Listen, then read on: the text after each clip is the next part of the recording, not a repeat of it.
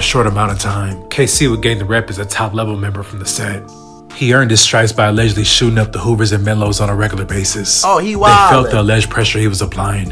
On the and regular he subsequently basis. became a known face among his enemies. And it wasn't without vengeance. They were coming back and gunning for him. KC was at the AutoZone in Normandy. He was allegedly followed out of the store.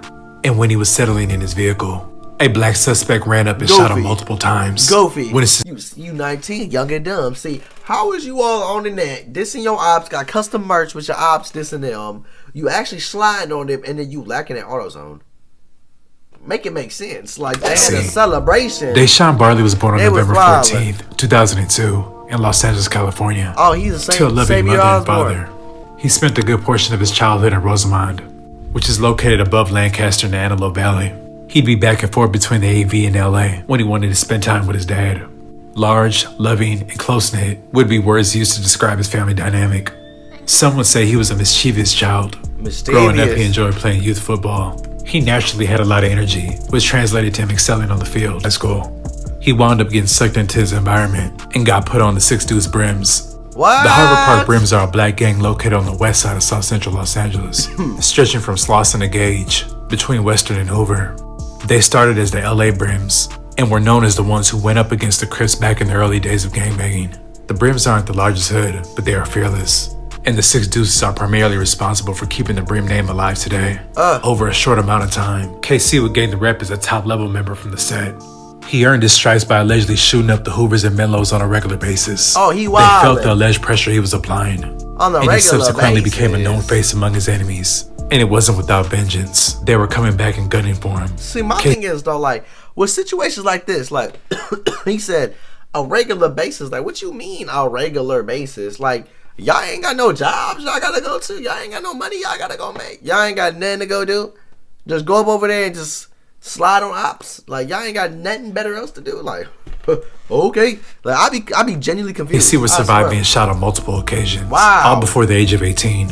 By the time he turned 19, he gained leadership status within his gang and would teach his younger homies how to dribble. Wow. In 2022, video circulated of KC leading his pack through the Slauson swap meet, showing his position as a front runner while the group follows his lead. He wild. While the Slauson swap meet is technically located in the Brim's boundaries, it's frequented by many gang members from various gangs in the city on a daily basis, thus making it tricky and a potential point of conflict. Things were heating up in 2022 and there was a lot of back and forth between the Brims and the Hoovers. Out of all of the Brims, the Six Deuces have been the main ones who have been actively and consistently beefed with the Hoovers. In past years, the Six Deuce Brims have pushed the 5'9" Hoovers off Vermont, narrowing the 5'9's territory even further, cornering them off up against the freeway. Some have said that KC let his new status get to his head. He began to pop it heavy on social media at the 6-0s, 7-4 and 8-tray Hoovers, and the Menlos, dissing them every chance he got. He taunted his deceased enemies various times. What? On the Six Deuces Brim's hood day, KC's customized Lotto written on it. Lotto was a love member from the Menlos, and what Casey said, "Go pick that guy up," that's who he was referring to. The disrespect was heavy, and his enemies were honing in on him. I ain't gonna lie though, the fact that you got a custom jacket on with your ops name on there is wild. Like you, what? Like the Hoovers came to Harvard Park allegedly trying to kill him, and were unsuccessful, but the bullet nearly grazed his eye. Oh, KC was doing a lot on the internet, but he wasn't hiding behind a phone screen. KC would lead the charge and have his young homies posted on Vermont in broad day, and would always make himself visible. At this point, KC was a trophy, and there were a few hoods that were allegedly bloodthirsty to collect. On April 13th, 2022, at about 7:35 p.m., KC was at the AutoZone in Normandy. He was allegedly followed out of the store, and when he was settling in his vehicle, a black suspect ran up and shot him multiple times. Witnesses then seen the black male get into a black sedan and speed away. KC was transported to the hospital, where he later died. See, he was only how is you 19, young and dumb. See, how is you all on the net dissing your ops, got custom merch with your ops dissing them, you actually sliding on them, and then you lacking at AutoZone? Make it make sense. Like, that don't even make sense, bro. Like, what is you doing, bro? You feel me? Like, years of age. For another shooting, this one in South LA. And Des Michaud is live over the scene now in Sky 9. Des? Pat Juan, we are at the corner of Florence and Normandy in the parking lot of this AutoZone. That's where the shooting took place. LAPD says that someone came along and shot the victim in this car right here. Looks like a newer BMW, and it was the victim was shot multiple times, transported to the hospital now in unknown condition, and the suspect got away, fled in a black sedan. Unclear the description, further description of the vehicle or which direction they went, but LAPD investigating this, looking for any other evidence that they can find. After his murder, the Hoovers and Crips had a field day on Instagram. Treyway from the A-Tray Hoovers took the liberty to post several stories mocking his death. I bet they did. So KC and Crazy D gone. Get that out the way. They should have focused on each other more. Send me the obituary is crazy. They wildin'. See, that's what happened, bro. Just like with Julio Fulio. The Menlos had not one person felt bad for Julio Fulio, bro. They was celebrating it too. They was all like laughing at him and making fun of him. See? Same thing with this situation. Satisfaction. Considering KC would diss their fallen homie on numerous occasions. Sit there thinking about little bro. Put that boy in the shelf. Who is KC? Lotto gang, no bike zone. See?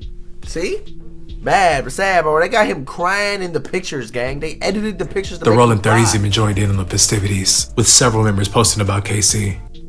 I guess Make 2 did, they still ain't slide much. So there was 2 of them. I'm assuming there was 2 of them when he was with his homie, and they both got caught lacking. See?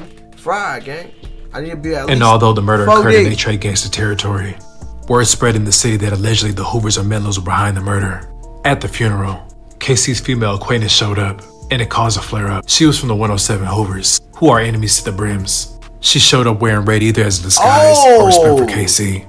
Either way, she was spotted, and the whispering began.